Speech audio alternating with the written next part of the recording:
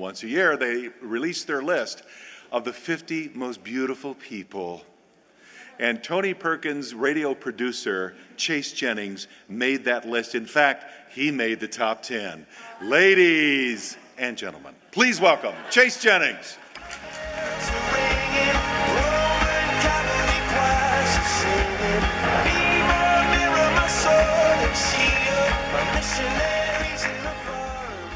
I always joke that that's a real resume booster, here in D.C. Our next speaker is recognized as one of the rising leaders of the Republican Party and a significant voice for integrity and conservatism in American politics.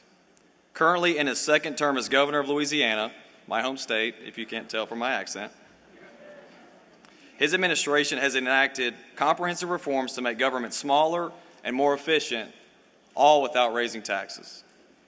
Today in Louisiana, more than 2 million people are working, which is the highest number in Louisiana history.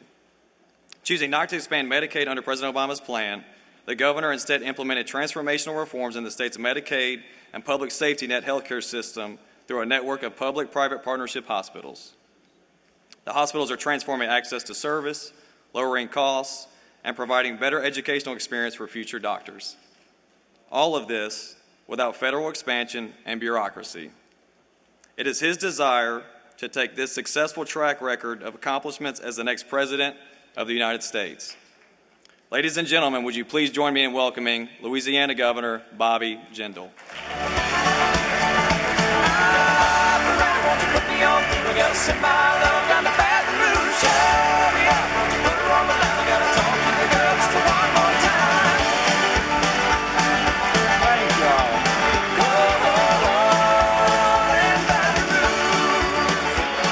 Thank you all very, very much. Thank you for that very warm reception. Thank you for that generous introduction.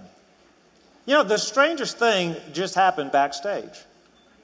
I know Donald Trump was here earlier, and I guess he brought a copy of the Bible he was given as a child, but he left it backstage. Now, one of the organizers, knowing how close I am to Donald Trump, one of the organizers gave it to me and asked me to get it back to him, and so I was taking a look at it. This is very different from my Bible. I'm not sure what translation, I don't know what translation you use. This is a very different translation. My Bible, it doesn't say the art of the deal on the front cover. It doesn't have a picture of Donald Trump on the front cover, so we'll have to make sure to get that back to Donald. I want to talk, and I know y'all have heard the news today that Speaker Boehner decided to step down.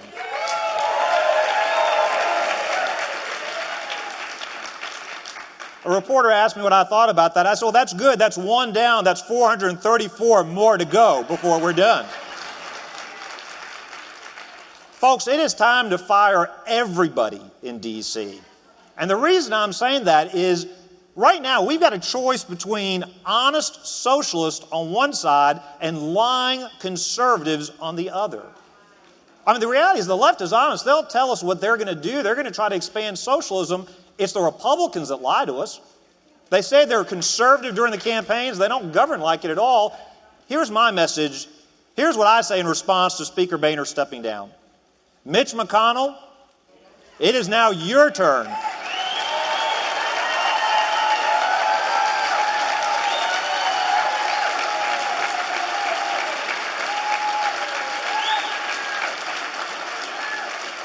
If Senator McConnell's not willing to fight for our conservative principles, he needs to follow John Boehner's example. The Surrender Caucus needs to surrender their gavels, turn it in. I'll be honest, I'm going to say something that may surprise you. I'm actually angrier with the Republicans than the Democrats. You've got a bunch of Republicans that don't even do the things they say they were going to do. Remember what I said, you got honest socialists, you got guys that are like Bernie Sanders, they're fighting for socialism. Why won't our side fight half as hard for freedom and for America?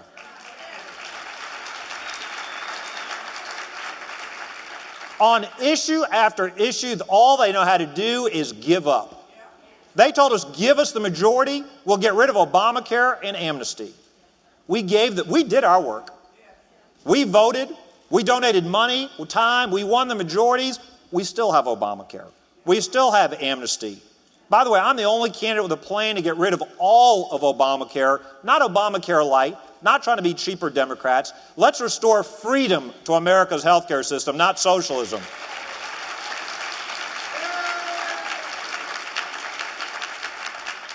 We could secure the border in 6 months if they were serious about it.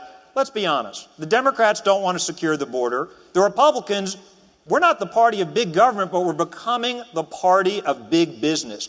Big business interests want open borders. They want amnesty. They want Common Core. It is time to fire these clowns and get them out of the way and secure the border once and for all.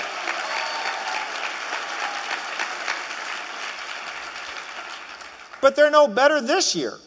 So now Mitch McConnell, before the fight even starts, says we can't defund Planned Parenthood. Folks, let me tell you something. If the Republican Party cannot defund Planned Parenthood, if we can't make protecting innocent human life a winning issue nationally, what good is the Republican Party? It is time to fold up our tents and start a new movement.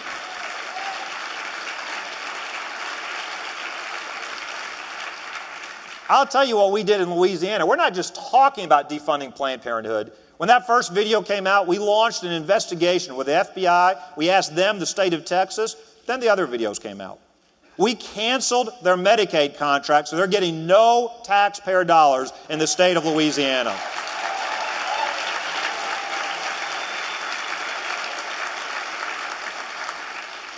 They didn't like that. They decided to come protest at my house in Baton Rouge. Now, they've got a constitutional right to do that, but we're Southerners. We like to provide hospitality. We put big projection screens and cameras out there, and I showed those Planned Parenthood videos over and over and over.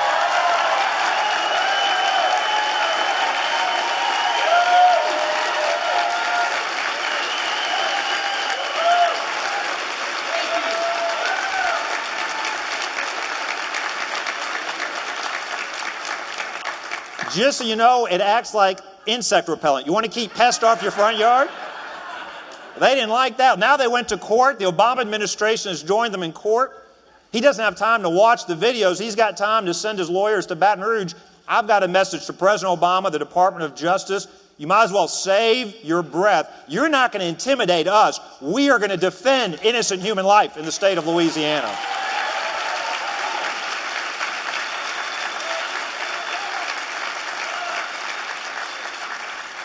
Now we've got this awful Iran deal. Let's be honest. The Iranians conned President Obama. President Obama conned the Senate Republicans. He can't out-negotiate anybody except for the Congress. I mean, they passed this awful Corker bill. Instead of a two-thirds vote to approve the bill, the deal, now it takes a two-thirds vote to reject the Iran deal. Every Senate Republican voted for this bad bill, including, except for one, except for Senator Cotton, and thank him for not doing it, including the Senate Republicans running for president. But now look, Rubio, Cruz, Graham, Paul, they all voted for this bad bill. Now's the time for the Senate Republicans to stand up. If we're not willing to use the nuclear option to stop Iran from becoming a nuclear power, what good are these Senate Republicans? If we're not willing to break the Senate rules,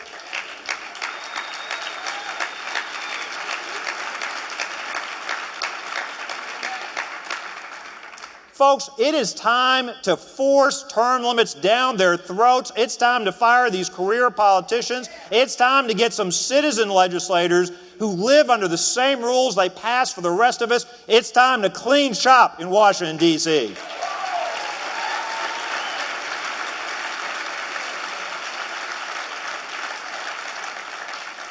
Now, I want to talk to you directly about this presidential campaign. Now, look, I'll be honest with you. I don't have a famous last name. My daddy wasn't president. I don't have a reality TV show. This is what I've got. I've got the backbone, I've got the bandwidth, I've got the experience to get us through this. Why is that important? There are 16 odd, or I don't mean they're all odd, but there are 16 or so folks running for, well, some of them are odd, running for president on the Republican side. And they all talk a great game. It's easy to give great speeches with a lot of red meat applause lines. Here's the problem. We've got a great talker in the White House today. Talk's not enough. We don't need a great talker. We need a doer. If giving a great speech was enough, we'd be on easy street. But here's the reality. Every Republican will come up here and tell you they're going to cut government spending, they're going to shrink the size of government. Sounds great. But here's the difference. Only one candidate has actually done it. We got 7 governors, former governors running. Only one has actually cut government spending, and you're actually looking at him. No other governors cut government spending.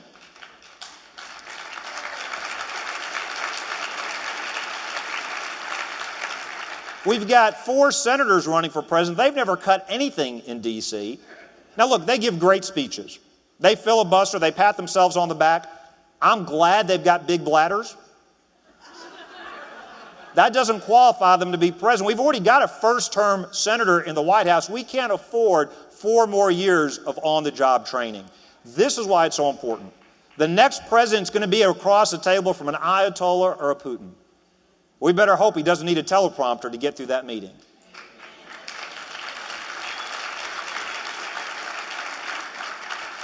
We've cut our government spending in Louisiana 26%. 30,000 fewer state bureaucrats on the day I took office.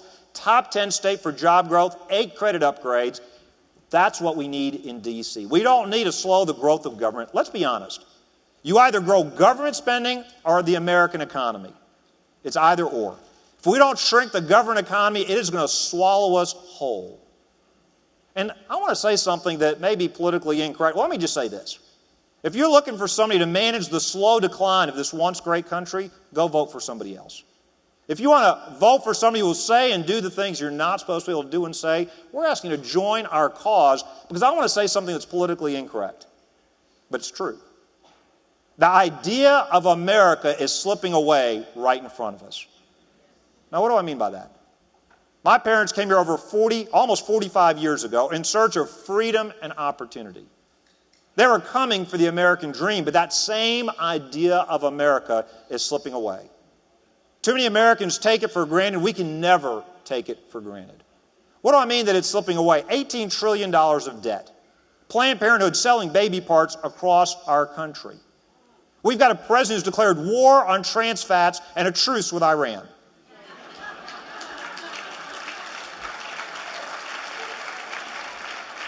We've got a president who won't even say the words radical Islamic terrorism. We've got a Supreme Court that thinks they're smarter than God in redefining marriage. We've got a left that's trying to take God out of the public square. We've got the left trying to change the American dream into the European nightmare.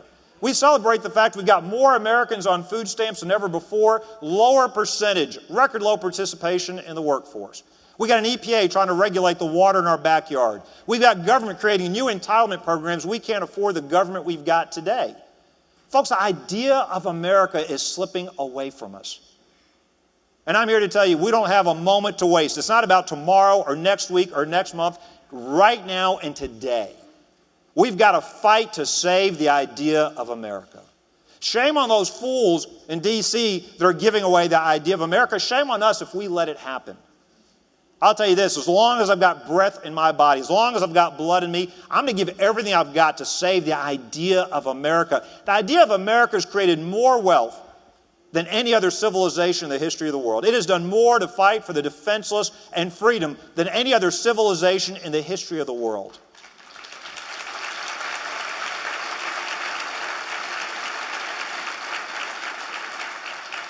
We have got a once-in-a-lifetime, once-in-a-generation opportunity to apply our conservative principles to save the idea of America. Now, that's why a couple of weeks ago I came to this town, and you may have seen I gave a speech and I criticized Donald Trump. Some of you may have liked it, some of you may not have liked it, but it doesn't matter. Because I've got to tell the truth. I mean, what good are we if we don't tell the truth? And here's the truth. I love the idea of Donald Trump. I do. I love an outsider. I love somebody who's politically incorrect. I love somebody who says the D.C. establishment is full of nonsense. I think that's great. I thought Donald Trump was entertaining. I thought it was great when he gave out Lindsey Graham's phone number on national TV. I did. I thought it was funny when he showed people falling asleep in Jeb Bush's rallies. I thought it was pretty good when he gave helicopter rides at the Iowa State Fair. I thought it was fantastic. But here's the problem. The idea of Donald Trump is great. The reality of Donald Trump is very different.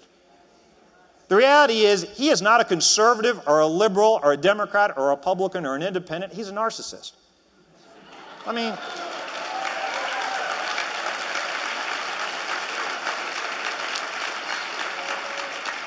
he gets criticized. I know that folks are trying to say, well, he was for socialized medicine or for higher taxes. That misses the point. He doesn't care about policy, and we as conservatives have a choice to make. Are we going to turn to our proven principles, our conservative principles? Or are we going to turn to a man who believes in nothing but himself? I think it's great that he took Reagan's statement about making America great again. But he's not interested in that. He's interested in making Donald Trump great. You know, he said that his favorite book was the Bible.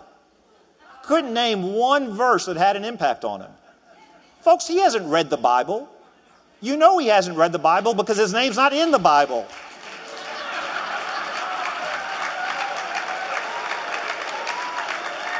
But folks, this isn't about Donald Trump. This is about turning to our conservative principles. We have a once-in-a-lifetime opportunity to save the idea of America. It's time to put him on the elevator, send him downstairs, and tell him he's fired. Tell him the show's been entertaining. We've loved it.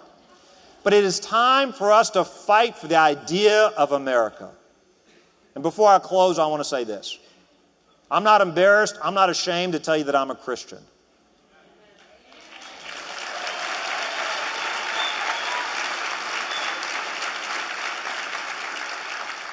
I wasn't raised Christian. It took 7 long years for me at the age of 16 to give my life to Christ. I accepted Jesus as my personal Lord and Savior at Chapel on the Campus in Baton Rouge, Louisiana.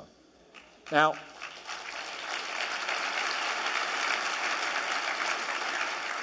why do I tell you that? We need somebody who's willing to fight for us. Look, Christians are under physical assault all over the world. Our Christian values are under assault right here at home. Make no mistake about it. The left wants to take God out of the public square. They want to redefine marriage. Right now, if you give away our nation's classified secrets, you mishandle classified information, you can run for president. You don't believe in gay marriage, they lock you up in jail. That's what's happening in America today. And we're not just talking about our Christian values in Louisiana. We've been rated the most pro-life state 6 years in a row.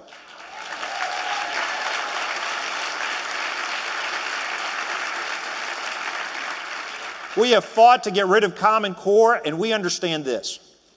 And I'll say this slowly so even the left understands this. The United States of America did not create religious liberty. Religious liberty created the United States of America, and it's why we're here today.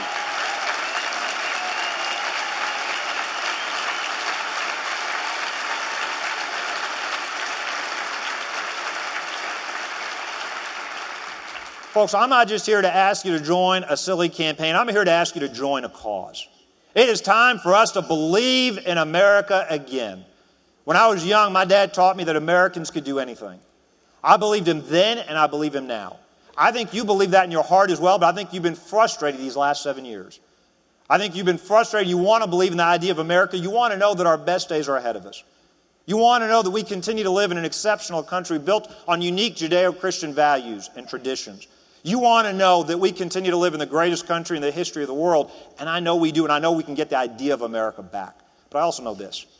4 more years on this pathway, we will not recognize this country. We don't have a moment to waste. We don't have an ounce of energy to waste. I'm asking to believe again. I'm asking to join our cause. I know I'm willing to give everything I've got to save the idea of America. With your help and with God's grace. We can't do this alone. But with your help and with God's grace, it is not too late for us to rescue the idea of America. Join our cause. It is time to believe again. Let's take our country back. God bless y'all, and thank y'all very much for fighting for the idea of America.